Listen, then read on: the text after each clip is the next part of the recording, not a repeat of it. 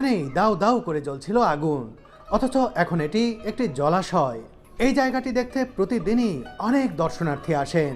ইসলামের এই নিদর্শনটি দেখে তারা আবেগ আপ্লুত হয়ে পড়েন।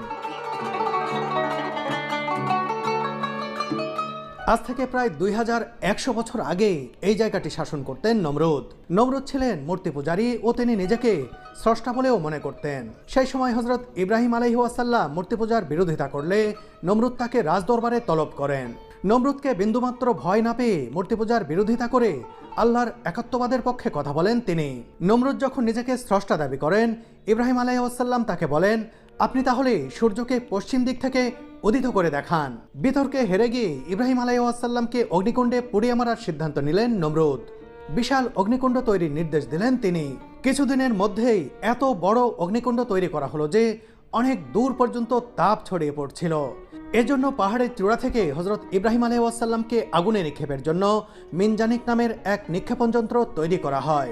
এরপর এই দুটি পিলার থেকে বাঁটুল তথা গুলতির মতো করে হযরত ইব্রাহিম আলাইহিস সালামকে নিক্ষেপ করা হয় অগ্নিকুণ্ডে।